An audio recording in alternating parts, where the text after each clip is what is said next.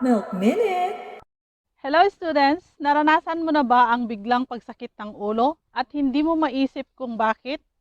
Minsan, pinagbibintangan mo ang dami ng modules na iyong sinasagot. At minsan naman ay dahil nakakulong ka na lang sa bahay. At minsan ay dahil sa kaiisip sa iyong ex. Well, when we talk about science, hindi po yan ang dahilan kung bakit tayo nakakaranas ng mga simpleng pananakit ng ulo o katawan. Kaya tumutok sa ating talakayan para malaman at maintindihan kung bakit nga ba sumasakit ang ulo natin o katawan. Ang katawan natin upang mahusay na gumawa at magtrabaho sa kabuuan ay may mine-maintain na sangkap o components para makamit ang normal at balancing estado ng ating internal environment at ito ay tinatawag nating homeostasis. Physiological homeostasis is the maintenance of the body's internal environment within certain tolerable limits despite changes in the body's external environment. What are these components of the body that needs homeostasis? Water level, sugar level, body temperature, and oxygen level. Kapag ang internal environment natin ay hindi na-achieve, ang homeostasis sa mga components na ito ay tiyak na bababa ang ating immune system. At kapag mababa ang ating immune system, hihina ang depensa ng ating katawan. At ito ang magiging dahilan para madali tayong mapasok ng anumang virus na kagaya ng COVID-19. Ang anumang kakaibang karamdaman gaya ng simpleng pananakit ng ulo ay senyales o isang normal na reaction ng ating endocrine system na nagpapahayag na may kulang sa basic components ng ating katawan. Kaya, mahalagang malaman natin kung gaano gumagana ang ating katawan upang mapanatili natin ang ating kalusugan lalo na sa panahon ngayon ng pandemya. Kaya tara na, aral na, tamang kaalaman para sa balanseng kalusugan.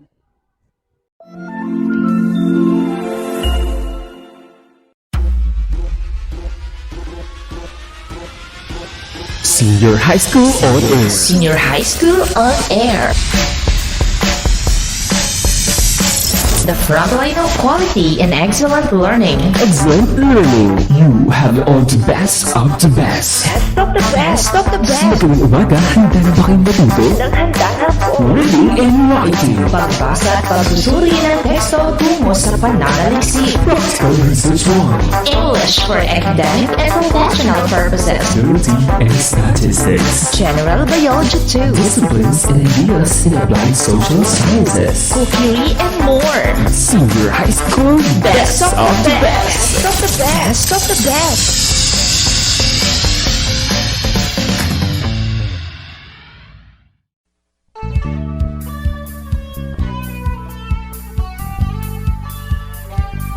All living organisms, from plants to poppies to people, must regulate their internal environment to process energy and ultimately survive. Why do they need to do that? Welcome to our subject, General Biology 2 Future Professionals. I am Teacher Catherine, your guide for today's lesson on how organisms maintain steady internal conditions.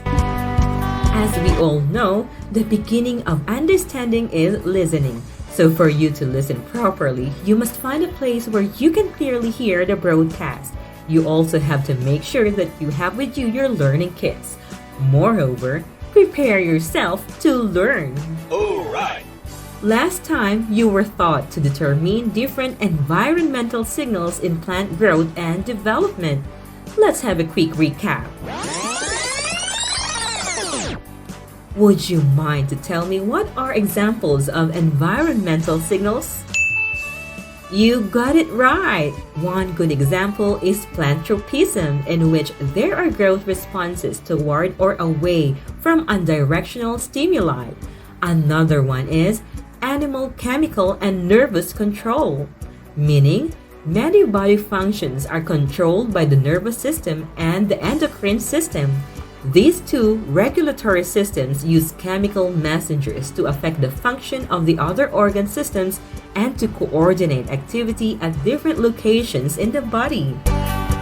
Last example are the senses. Information processing starts with input from the sensory organs, which transform physical stimuli such as touch, heat, sound waves or photons of light into electrochemical signals.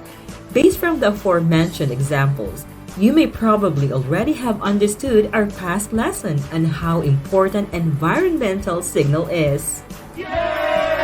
We now check your previous quiz.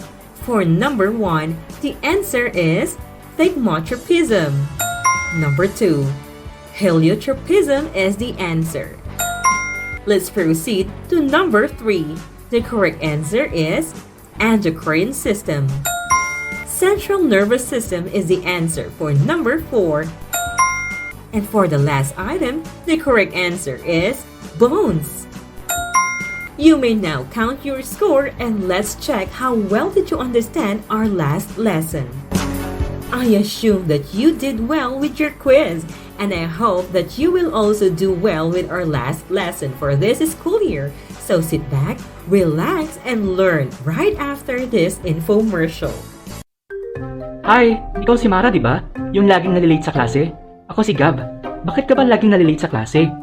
Kumikit kumulang 7 kilometro kasi ang nilalakad ko araw-araw papasok sa paaralan. Bukod pa ron, kailangan ko munang pakainin ng mga alaga naming hayop at papaliguan ng aking mga nakababatang kapatid na papasok din sa elementarya.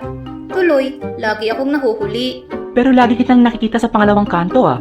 Gusto mo bang sumabay na lang sa tricycle namin araw-araw? Para hindi ka na rin mahuli sa klase. Hihintayin ka na lang namin sa tapat ng bahay para sabay na tayo. Ano, ayos ba?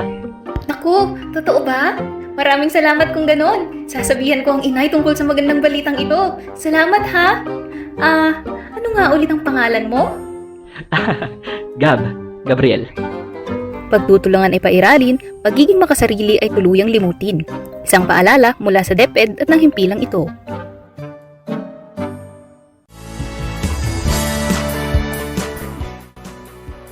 Now it's time to move further with our new lesson. But before that, I have one question for you.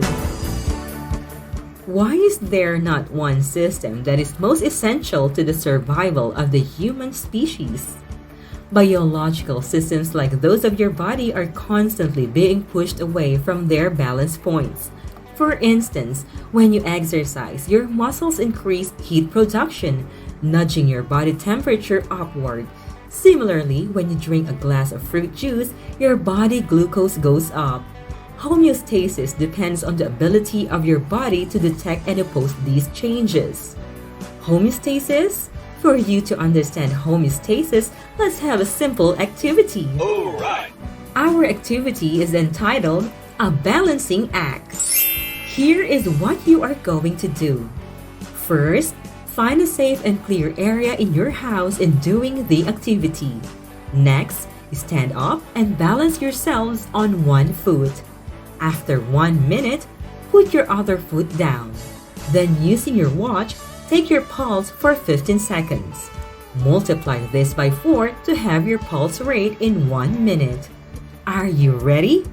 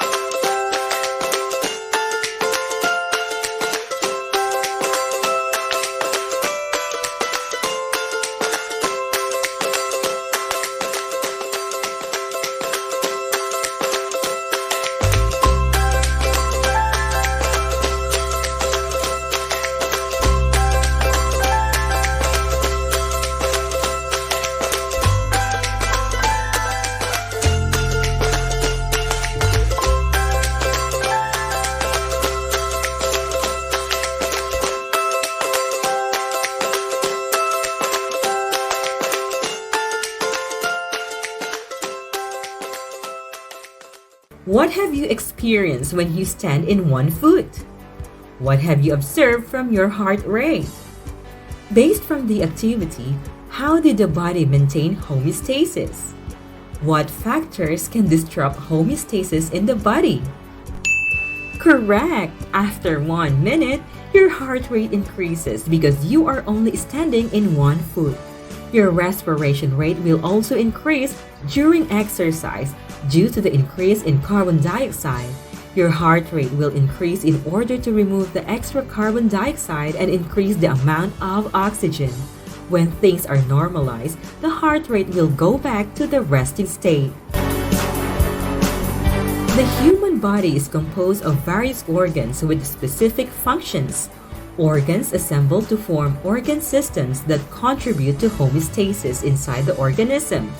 By the way, what is homeostasis? You got it right!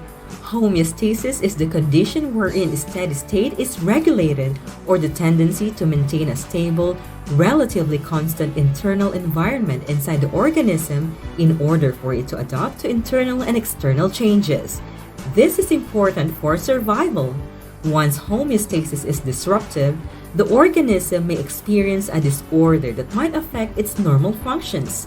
The body maintains homeostasis for many factors in addition to temperature. But how do we maintain homeostasis? Let's answer this question by looking at some examples, okay? Alright! Maintenance of homeostasis usually involves a negative feedback loops. These loops act to oppose the stimulus or cue that triggers them. Are you familiar with the term feedback? For example, the report card that you get every quarter. What is the purpose of a report card? That's right! To determine your performances in each learning area.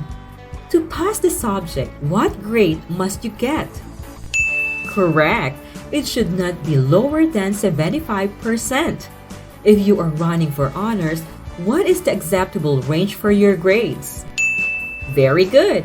You should have 85% and above. How will you reach your target grades? Of course, you should study hard and set up your goals. Just like our body, it works at a certain range of conditions. Diseases normally disrupt these conditions, and the body must try to return the conditions back to normal. And that is what feedback means. A response within a system that influences the continued activity or productivity of that system. So going back to the negative feedback loops, these loops act to oppose the stimulus or cue that triggers them. For example, if your body is too high, a negative feedback loop will act to bring it back down toward the set point or target value. Now, we are talking about temperature regulation, another good example in maintaining homeostasis.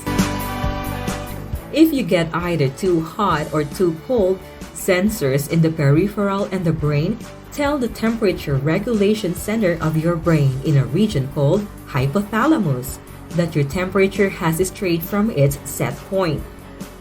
For instance, if you have been exercising hard, your body temperature can rise above its set point, and you will need to activate mechanisms that cool you down.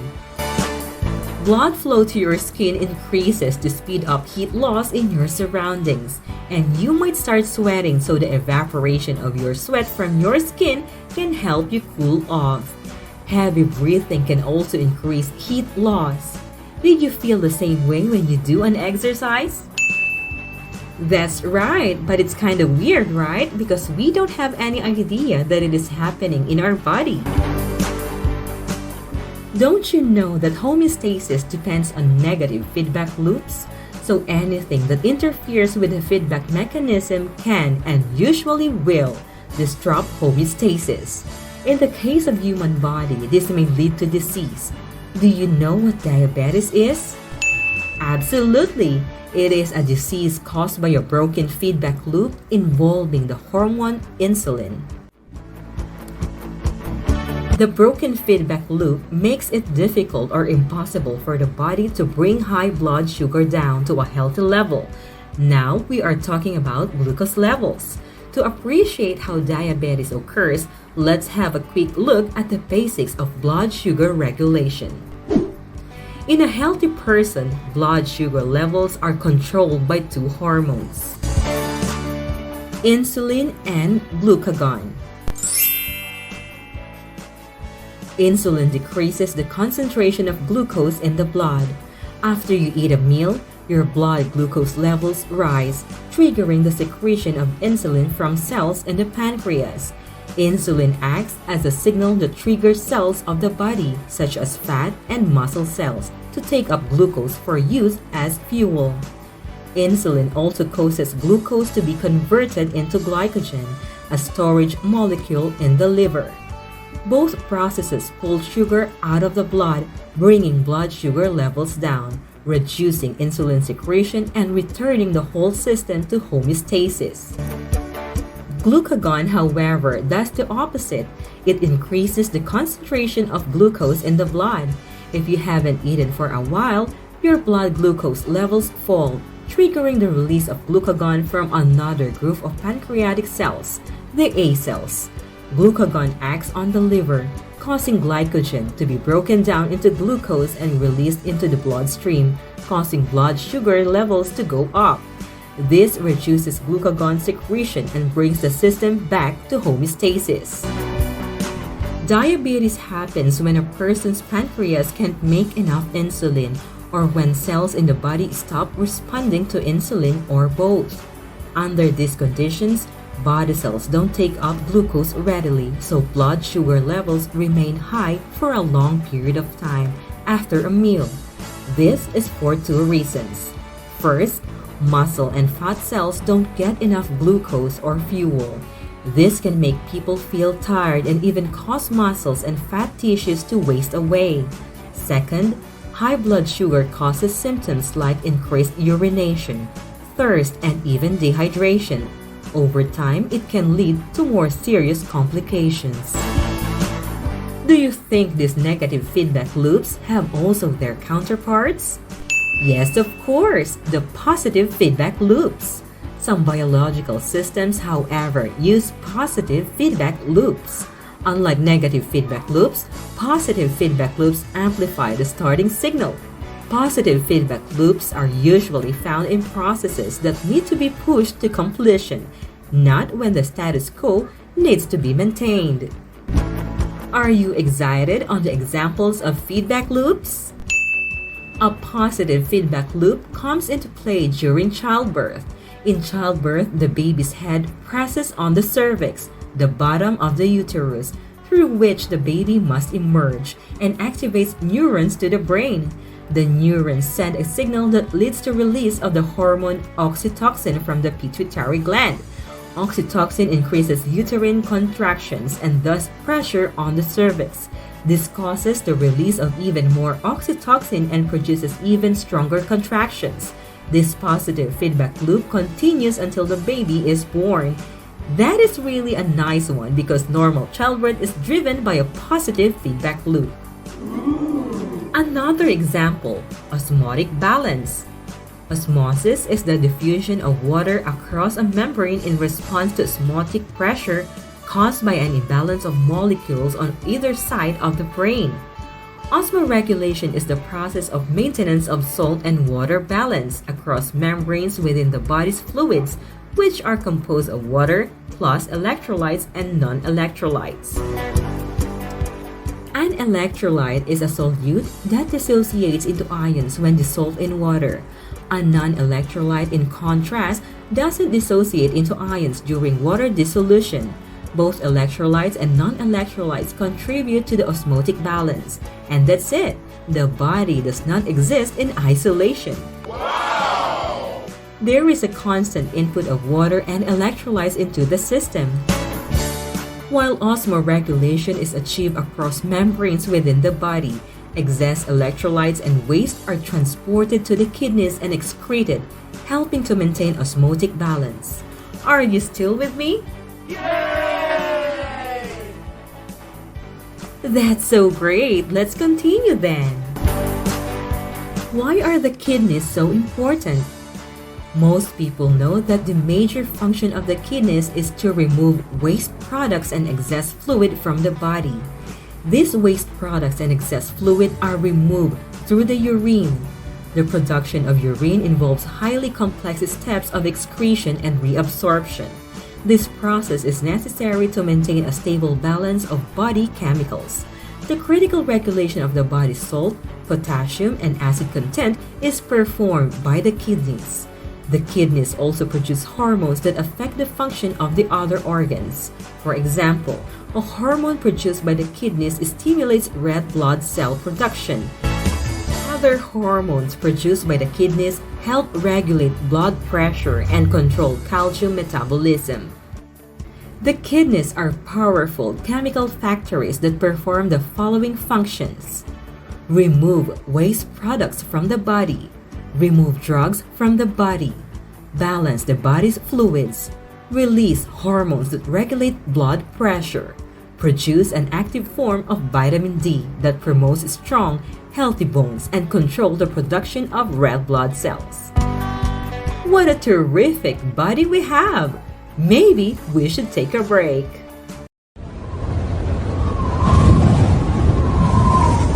Naku, ang lakas na ng hangin. Paparating na ata talaga ang bagyo. Mabuti na lang, nakita ko ang listahan ng mga dapat ihanda kanina sa Facebook ng DepEd. Ito ay ang tubig, pagkain, ID card, mahalagang dokumento, flashlight at baterya, posporo at lighter, first aid kit, kutsilyo, radyo, kumot, banig, lubid, gamit panligo, at ilang mga damit. Tawagin man kami para sa agarang paglikas, handang-handa kami. Maging handa sa anumang sakuna.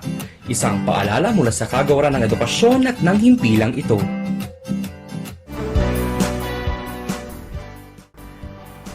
I would like you to stand and do some stretching. Let's do the shaking in 3, 2, 1. I guess you're now ready for the activity. This activity will refresh your minds about the topics we just had.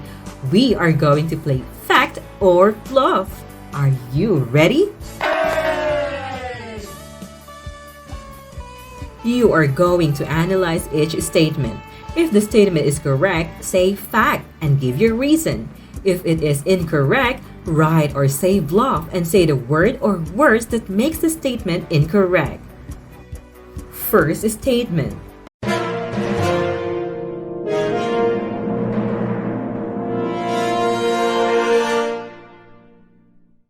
The tendency to maintain a stable, relatively constant internal environment is called homeostasis.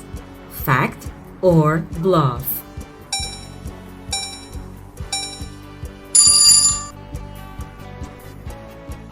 Statement number 2. Maintenance of homeostasis usually involves negative feedback loops. Fact or bluff?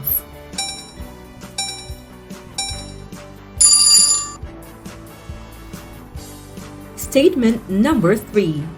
The normal body temperature of a human being is 98.8 degrees Celsius.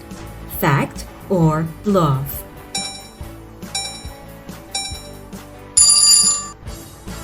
Let's proceed to statement number 4. When an individual strenuously exercises, his body temperature can reach below the set point. Fact or bluff?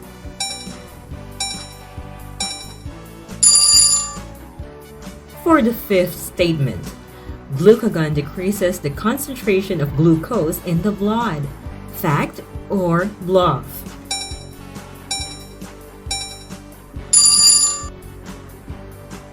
Statement number 6. Diabetes happens when a person's pancreas cannot make enough insulin.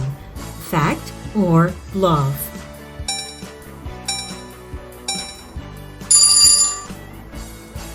Number 7. Positive feedback loop amplifies the starting signal. Fact or bluff?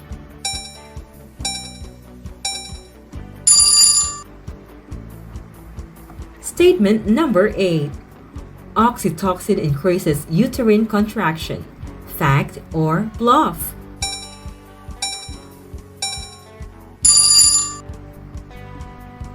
For number 9.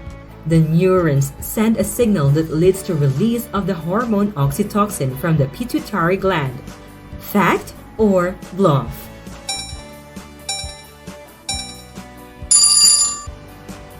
And for the last statement, the body maintains homeostasis for many factors in addition to temperature. Fact or bluff?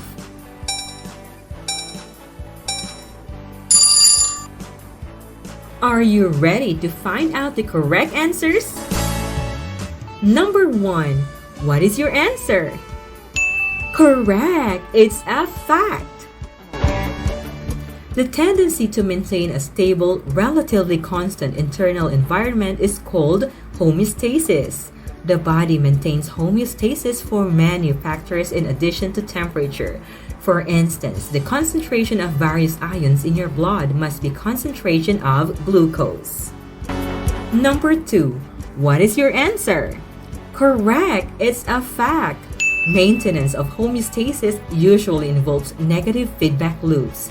These loops act to oppose the stimulus or cue that triggers them. For example, if your body temperature is too high, a negative feedback loop will act to bring it back down towards the set point or target value, 98.6 degrees Fahrenheit or 37.0 degrees Celsius. Number 3. What is the answer? That's right, it's a bluff. 98.8 degrees Celsius. Number 4 answer? Correct! It's a bluff. It should be replaced by reach below, rise above. Number 5 answer? Very good! It's a bluff. It must be replaced with the word increases to make it correct. Number 6 answer? That's right, it's a fact. Diabetes is a disease caused by a broken feedback loop involving the hormone insulin. The broken feedback loop makes it difficult or impossible for the body to bring high blood sugar down to a healthy level. Number 7 answer? That's right, it's a fact. Positive feedback loops are usually found in processes that need to be pushed to completion, not when the status quo needs to be maintained. In childbirth, the baby's head presses on the cervix, the bottom of the uterus, through which the baby must emerge, activates neurons to the brain. The neurons send a signal that leads to release of the hormone oxytocin from the pituitary gland. Number 8 answer? That's correct! Oxytocin increases uterine contractions and thus pressure on the cervix. This causes the release of even more oxytocin and produces even stronger contractions. This positive feedback loop continues until the baby is born. Number 9 answer? Very good! Oxytocin is a hormone produced by the hypothalamus and secreted by the pituitary gland. This important hormone plays a crucial role in the childbirth process and also helps with the male reproduction. Understanding oxytocin will help you better take care of your health and lead you toward a better understanding of how your body functions. Number 10 answer. That's right, it's a fact because our body has the tendency to maintain a stable, relatively constant internal environment. I guess you are now ready for the quiz.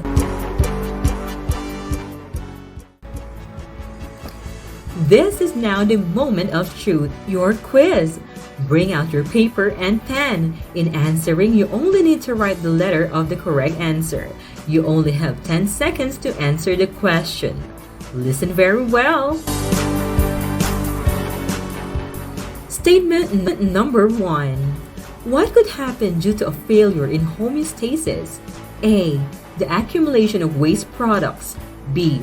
The loss of excess water from the body. C. Maintaining excess levels of sugar in the body. And D. All of the above are potential outcomes of failures of homeostasis.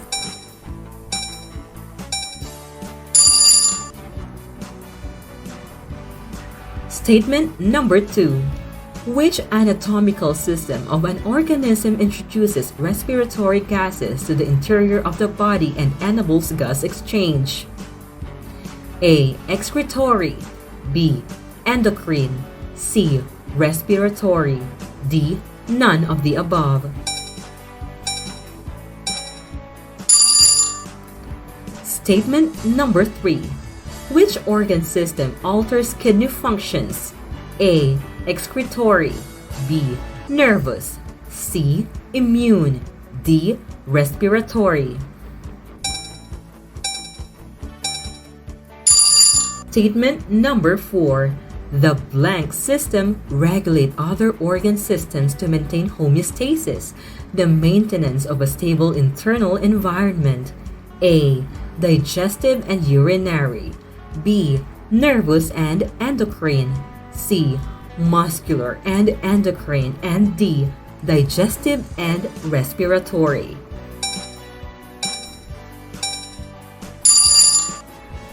Statement number 5.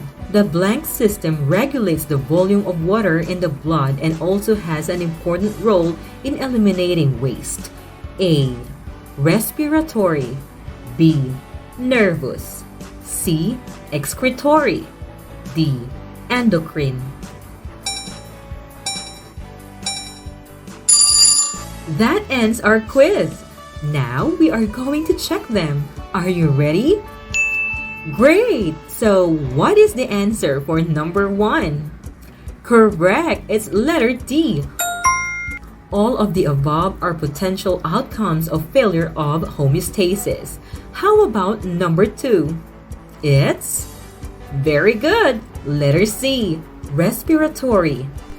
Moving on to number 3. The correct answer is...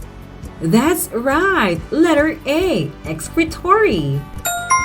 And now, number 4. The answer is... Absolutely, it's B. Nervous and endocrine. Last but not the least, number 5. The correct one is... Wow, you got it! It's letter C. Nervous and endocrine. That was awesome! Thank you for listening and performing well until our last episode. On behalf of our scriptwriter, Jelisa J. Aguinaldo, and the whole SDO Isabela RBI production team, I would like to extend my gratefulness to you for listening in today's discussion. Before we part ways, I would like to leave a quotation from Albert Einstein for you to ponder upon that goes this way.